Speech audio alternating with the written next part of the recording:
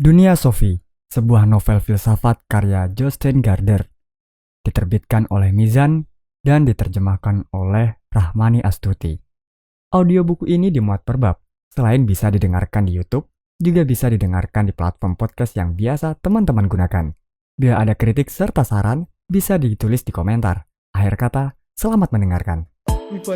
Sumber seorang vegetarian, aspek terakhir ini menjadi arena dalam relasi Pukul romantis. 9 saat itu warnanya hijau kotaku dengan suara yang Kenapa mereka membuat belum sengit. pergi? Jadi, buatlah musik, meski tak ada seorang pun yang mendengar. Taman Firdaus. Pada suatu titik, sesuatu pasti berasal dari ketiadaan. Sophie Amundsen sedang dalam perjalanan pulang dari sekolah. Dia telah menempuh paruh pertama perjalanannya bersama Joanna. Mereka membicarakan robot. Joanna beranggapan otak manusia itu seperti komputer yang sangat canggih. Sophie tidak terlalu sepakat. Tentunya manusia bukan sekedar sepotong perangkat keras. Ketika sampai di depan pasar swalayan, mereka berpisah. Sophie tinggal di daerah pinggiran kota dan jaraknya dari sekolah hampir 2 kali lebih jauh daripada rumah Joanna. Tidak ada rumah lain di sebelahnya. Jadi, rumah tersebut seakan-akan berada di ujung dunia. Di dekat situ ada hutan. Dia berbelok menuju Clover Close. Di ujung jalan ada tikungan tajam yang dikenal sebagai Captain's Bend. Orang-orang jarang melewati jalan itu, kecuali pada akhir pekan. Saat ini awal bulan Mei, di sebuah kebun, pohon-pohon buah dikelilingi dengan bertandan-tandan dafodil. Pohon birkin telah diselimuti daun berwarna hijau pucat. Sungguh luar biasa betapa semuanya bersemi pada musim ini. Apa yang membuat limpahan warna hijau dedaunan bermunculan dari bumi yang mati begitu ia mendapatkan kehangatan dan sisa-sisa salju yang terakhir menghilang. Ketika Sophie membuka pintu gerbang halamannya, dia memandang ke kotak surat. Biasanya ada banyak surat sampah dan beberapa amplop besar untuk ibunya. Tumpukan surat itu sering ditinggalkannya begitu saja di meja dapur, sebelum dia naik ke kamar untuk mulai mengerjakan pekerjaan rumah. Seringkali ada beberapa surat dari bank untuk ayahnya. Tetapi ayah Sophie bukanlah seorang ayah yang biasa. Dia adalah nahkoda sebuah tanker minyak besar dan selalu bepergian hampir sepanjang tahun. Selama beberapa minggu, ketika dia berada di rumah, dia akan sibuk ke sana kemari untuk membuat rumah itu enak dan nyaman bagi Sophie dan ibunya. Namun jika dia berada di laut, dia tampaknya sangat jauh. Hanya ada sebuah surat di kotak surat, dan itu adalah untuk Sophie. Pada amplop putih tertulis, Sophie Amundsen, 3 Clover Close. Itu saja, tidak disebutkan siapa pengirimnya. Perangkonya pun tidak ada. Setelah Sophie menutup pintu gerbang, dia buru-buru membuka amplop itu. Di dalamnya hanya ada secarik kertas yang tidak lebih besar daripada amplopnya sendiri. Bunyinya, "Siapakah kamu?" Tidak ada yang lain, hanya 2 kata itu, yang ditulis tangan dan diikuti dengan sebuah tanda tanya besar. Dia melihat amplop itu lagi. Surat itu jelas untuknya. Siapakah yang memasukkannya ke dalam kotak surat? Sophie segera memasuki rumah merah itu. Sebagaimana biasa, kucingnya, Cerekan, berusaha menyelinap keluar dari semak-semak, melompat ke tangga pintu pertama, dan menyusup masuk melalui pintu sebelum Sophie menutupnya. Setiap kali ibu Sophie sedang tidak enak hati, dia akan menyebut rumah yang mereka tinggali itu adalah sebuah kandang. Sophie memang suka memelihara binatang. Pertama-tama dia punya 3 ekor ikan emas, Goldtop, Red Riding Hood, dan Blackjack. Selanjutnya, dia mendapatkan 2 ekor burung parkit yang dinamakannya Smith dan Smul, lalu Govinda si kura-kura darat, dan akhirnya si kucing pirang, Cerekan. Semua binatang itu diberikan kepadanya untuk menghiburnya, mengingat bahwa ibunya selalu baru pulang kerja menjelang senja dan ayahnya yang sangat sering bepergian berlayar ke seluruh penjuru dunia. Sophie melemparkan tas sekolahnya ke lantai dan meletakkan semangkuk makanan kucing untuk Serekan. Lalu, dia duduk di atas bangku dapur dengan surat misterius di tangannya. "Siapakah kamu?" Dia tidak tahu. Dia adalah Sophie Amundsen. Tentu saja, tapi siapakah Sophie itu? Dia benar-benar tidak mengerti. Belum. Bagaimana seandainya dia telah diberi nama lain? Anne Knudsen misalnya. Apakah dia lalu menjadi orang lain? Tiba-tiba dia ingat bahwa ayahnya semula ingin dia dinamai Lillemor. Sophie berusaha untuk membayangkan dirinya bersalaman dan memperkenalkan dirinya sebagai Lillemor Amundsen. Namun, semua itu tampaknya tidak benar. Tetap saja itu adalah orang lain yang memperkenalkan dirinya. Dia melompat dan pergi ke kamar mandi dengan surat aneh di tangannya. Dia berdiri di depan cermin dan menatap matanya sendiri. "Aku Sophie Amundsen," katanya. Gadis di dalam cermin itu tidak bereaksi sama sekali. Apapun yang dilakukan Sophie, gadis lain itu melakukannya dengan cara yang persis sama. Sophie berusaha untuk memukul bayangannya dengan gerakan kilat. Tetapi gadis itu pun bergerak sama cepatnya. "Siapakah kamu?" Sophie bertanya. Dia tetap tidak menerima tanggapan, tapi merasa sedikit bingung. Apakah dia atau bayangannya yang mengajukan pertanyaan itu? Sophie menekankan jari telunjuknya ke hidung di cermin itu dan berkata, "Kamu adalah aku." Karena tidak mendapatkan jawaban, dia membalik kalimat itu dan berkata, "Aku adalah kamu." Sophie Amundsen sering merasa tidak puas dengan penampilannya. Orang sering bilang dia memiliki sepasang mata indah berbentuk buah almond. Tetapi itu barangkali hanya diucapkan orang-orang, sebab hidungnya terlalu kecil dan mulutnya agak terlalu besar. Dan telinganya terlalu berdekatan dengan matanya. Yang paling buruk dari semua itu adalah rambutnya yang lurus, yang tidak mungkin bisa diapa-apakan. Kadang-kadang ayahnya akan membelai rambutnya dan menyebutnya, "Gadis dengan rambut jerami." Bagi ayahnya itu tidak menjadi soal, sebab bukan dia yang dijatuhi kutukan untuk hidup dengan rambut lurus berwarna gelap. Krim rambut maupun styling gel sama sekali tidak berpengaruh pada rambut Sophie. Kadang-kadang dia menganggap dirinya begitu jelek, sehingga dia bertanya-tanya, apakah dia terlahir cacat? Namun, apakah yang sesungguhnya menentukan penampilan kita? Bukankah aneh bahwa dia tidak mengenal siapa dirinya? Dan bukankah tidak masuk akal bahwa dia tidak pernah diizinkan untuk ikut menentukan bagaimana penampilannya? Dia hanya sekedar ditimpa penampilan seperti itu. Dia memang dapat memilih kawan-kawannya sendiri, tapi jelas dia tidak dapat memilih dirinya sendiri. Dia bahkan tidak memilih menjadi seorang manusia. Apakah manusia itu? Sophie kembali menatap gadis di cermin itu. "Ah, sebaiknya aku ke atas dan mengerjakan PR biologiku," katanya, nyaris seperti minta maaf. Begitu sampai di ruang tengah, dia berpikir, "Tidak, lebih baik aku pergi ke taman." "Kitty, Kitty, Kitty." Sophie mengejar-ngejar kucing itu hingga ke tangga serambi dan menutup pintu jendela. Ketika dia berdiri di luar, di atas jalan berkerikil dengan surat misterius di tangannya, perasaan yang sangat aneh menyerangnya.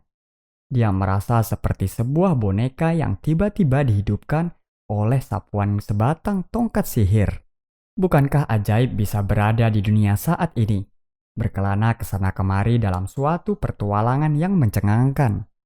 Serekan melompat ringan melintasi kerikil dan menyelinap ke serumpun semak-semak kismis merah. Seekor kucing hidup yang penuh energi dari kumis putihnya hingga ekornya yang bergerak-gerak di ujung badannya yang licin. Ia juga berada di sini, di taman ini. Namun, hampir tidak menyadarinya dengan cara seperti Sophie memikirkannya. Ketika Sophie mulai memikirkan hidup, dia mulai menyadari bahwa dia tidak akan hidup selamanya. "Aku berada di dunia sekarang," pikirnya. "Tapi suatu hari, aku akan pergi." adakah kehidupan sesudah kematian? Ini adalah pertanyaan lain yang sama sekali tidak pernah dipikirkan oleh si kucing. Belum lama nenek Sophie meninggal. Selama lebih dari 6 bulan, Sophie merindukannya dari hari ke hari. Sungguh tidak adil bahwa kehidupan harus berakhir. Sophie berdiri di atas jalan berkerikil. Berpikir. Dia berusaha untuk berpikir ekstra keras mengenai hidup agar dia dapat melupakan bahwa dia tidak akan hidup selamanya. Tapi itu mustahil. Begitu dia berkonsentrasi pada kehidupannya sekarang, pikiran tentang kematian pun memasuki benaknya. Hal yang sama terjadi sebaliknya. Hanya dengan membangkitkan perasaan mendalam bahwa suatu hari orang pasti mati, maka dia dapat menghargai betapa senangnya dia bisa hidup. Ini seperti dua sisi mata uang yang berulang-ulang dibalik-baliknya. Dan semakin besar dan semakin jelas satu sisi, semakin besar dan semakin jelas pula sisi lainnya. Kamu tidak dapat merasakan hidup tanpa menyadari bahwa kamu nantinya harus mati, pikirnya.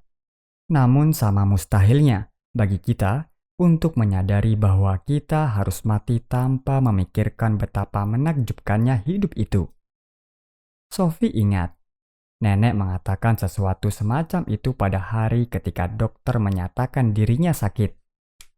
Baru kali inilah aku menyadari betapa kayanya kehidupan ini, katanya. Sungguh tragis bahwa kebanyakan orang harus jatuh sakit terlebih dahulu sebelum mereka memahami betapa berharganya hidup itu. Atau, kalau tidak, mereka harus menemukan dulu sebuah surat misterius di dalam kotak surat. Barangkali dia harus memeriksa kalau-kalau ada lagi surat yang datang. Sophie bergegas ke pintu gerbang dan melihat ke dalam kotak surat hijau. Dia terperanjat ketika mendapati bahwa di situ terdapat sebuah amplop putih lain, persis seperti yang pertama. Tapi, kotak surat itu jelas-jelas sudah kosong ketika dia mengambil amplop pertama. Amplop ini bertuliskan namanya pula. Dia menyobeknya hingga terbuka dan meraih selembar catatan yang ukurannya sebesar yang pertama. Dari mana datangnya dunia? Dikatakan di situ. Aku tidak tahu, pikir Sophie. Tentunya tidak ada orang yang benar-benar tahu. Bagaimanapun, Sophie menganggap itu sebuah pertanyaan yang wajar. Untuk pertama kali dalam hidupnya, dia merasa tidak pantas hidup di dunia tanpa setidak-tidaknya mempertanyakan dari mana ia berasal. Surat-surat misterius itu telah membuat kepala Sophie pusing. Dia memutuskan untuk pergi menyendiri di sarangnya. Sarang itu adalah tempat persembunyian Sophie yang paling rahasia. Kesitulah dia pergi jika dia merasa sangat marah, sangat sedih, atau sangat bahagia. Hari ini dia hanya bingung. Rumah merah itu dikelilingi oleh sebuah taman luas dengan banyak petak bunga, semak-semak, pohon berbagai jenis buah, halaman berumput dengan sebuah peluncur, dan pavilion kecil yang dibangun kakek ketika nenek kehilangan anak pertama mereka beberapa minggu setelah anak tersebut dilahirkan. Nama anak itu Mary. Pada pusaranya tertulis kata-kata, "Mary kecil mendatangi kami, menyelami kami, dan pergi lagi." Jauh di sebuah sudut taman di balik semak-semak buah frambus, ada belukar lebat, di mana bunga atau buah beri tidak mau tumbuh. Sesungguhnya itu adalah sebuah pagar tanaman yang menjadi batas dengan hutan. Tapi karena tidak ada orang yang memangkasnya selama 20 tahun terakhir ini, ia berubah menjadi semak yang kacau dan tak tertembus. Nenek sering berkata bahwa pagar itu menyulitkan kawanan rubah untuk mencuri ayam pada masa perang, ketika ayam-ayam itu dilepas leluasa di dalam taman. Bagi semua orang, kecuali Sophie, pagar tanaman kuno itu sama tak bergunanya dengan kandang kelinci di ujung lain taman itu. Namun, itu hanya karena mereka belum menemukan rahasia Sophie. Sophie telah menemukan lubang kecil di pagar itu sejak dia bisa mengingat. Ketika merayap ke sana, dia memasuki sebuah rongga di antara semak-semak. Rongga itu seperti sebuah rumah mungil.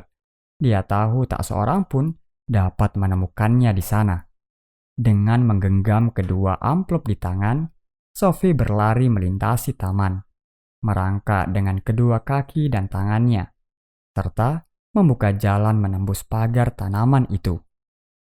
Sarang itu tingginya hampir sama dengan tinggi tubuhnya saat berdiri tegak.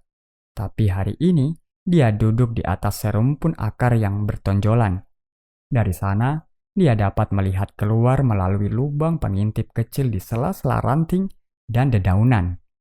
Meski tak satu lubang pun yang lebih besar dari sebuah koin kecil, dia dapat menyapukan pandangannya ke seluruh taman.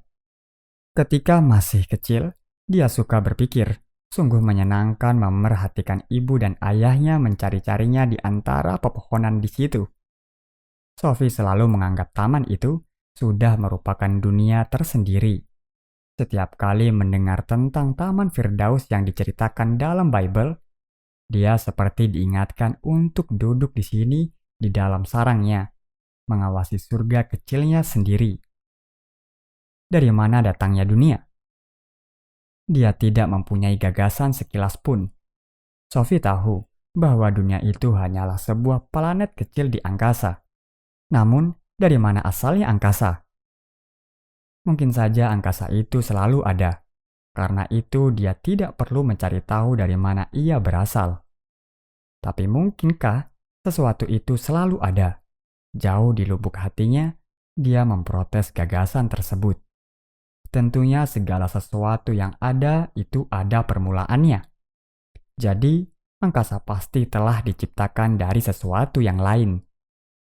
Akan tetapi jika angkasa berasal dari sesuatu yang lain itu juga pasti berasal dari sesuatu yang lain pula. Sophie merasa dia hanya menyeret-nyeret permasalahan. Pada satu titik, sesuatu pasti berasal dari ketiadaan. Namun, apakah itu mungkin? Bukankah itu sama mustahilnya dengan gagasan bahwa dunia selalu ada? Mereka telah belajar di sekolah bahwa Tuhan menciptakan dunia. Sophie berusaha untuk menghibur dirinya dengan pemikiran bahwa ini barangkali pemecahan terbaik untuk seluruh masalah itu. Tapi dia lalu mulai berpikir lagi. Dia dapat menerima bahwa Tuhan telah menciptakan angkasa. Tapi bagaimana dengan Tuhan sendiri? Apakah dia menciptakan dirinya sendiri dari ketiadaan? Lagi-lagi ada sesuatu jauh di lubuk hatinya yang memprotes.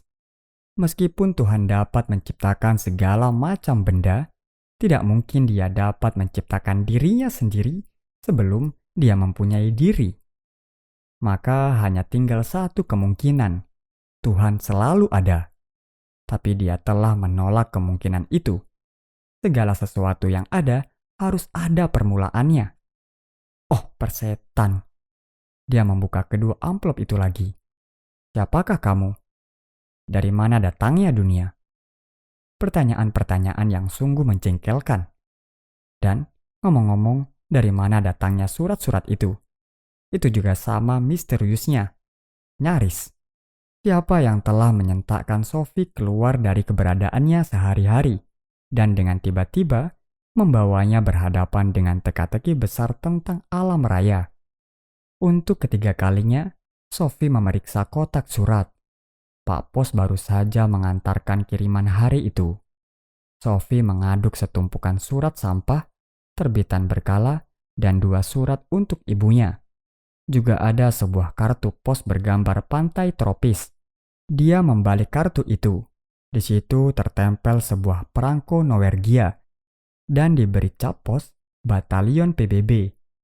Mungkinkah itu dari ayahnya? Tapi bukankah dia berada di suatu tempat yang sama sekali lain? Itu juga bukan tulisan tangannya. Sophie merasakan detak jantungnya sedikit bertambah cepat. ketika dia melihat kepada siapa kartu pos itu dialamatkan. Hilde Muller-Knecht, Sophie Amundsen, 3 Clover Close. Sisa alamat itu benar adanya. Kartu itu berbunyi, "Hilde sayang, selamat ulang tahun ke-15. Aku yakin kamu akan mengerti. Aku ingin memberimu sebuah hadiah yang dapat membantumu berkembang. Maafkan aku telah mengirimkan kartu ini ke alamat Sophie. Itu adalah cara yang paling mudah. Salam sayang dari ayah." Sophie lari kembali ke rumah dan masuk ke dapur. Pikirannya kacau. Siapakah Hilde ini yang berulang tahun tepat sebulan sebelum ulang tahunnya sendiri? Sophie mengambil buku telepon, dan banyak orang yang bernama Muller dan hanya sedikit yang bernama Knecht. Tapi tak satupun di dalam buku petunjuk itu yang bernama Muller-Knecht. Dia mengamati kartu misterius itu lagi. Tampaknya itu asli juga. Di situ terdapat perangko dan cap pos. Mengapa seorang ayah mengirimkan sebuah kartu ulang tahun ke alamat Sophie, sedangkan sudah jelas sekali bahwa kartu tersebut ditunjukkan ke tempat lain? Ayah macam apa yang mau memperdaya putrinya sendiri lewat sebuah kartu ulang tahun yang dengan sengaja dikirimkan ke sembarang alamat? Bagaimana mungkin itu merupakan jalan termudah? Dan selain itu, bagaimana dia dapat melacak si Hilde ini? Kini Sophie punya tambahan masalah yang mengganggu. Dia berusaha untuk meluruskan pikirannya. Siang ini dalam waktu hanya 2 jam, dia telah dihadapkan dengan 3 masalah. Masalah pertama adalah siapa yang telah meletakkan 2 amplop putih di kotak suratnya. Yang kedua adalah pertanyaan-pertanyaan sulit yang tertulis dalam kedua surat tersebut. Masalah ketiga adalah siapakah Hilde Muller-Knecht dan mengapa Sophie dikirimi kartu ulang tahunnya. Dia yakin bahwa ketiga masalah itu saling terkait. Pasti begitu, sebab sejauh ini hidup yang dijalaninya sungguh biasa-biasa saja.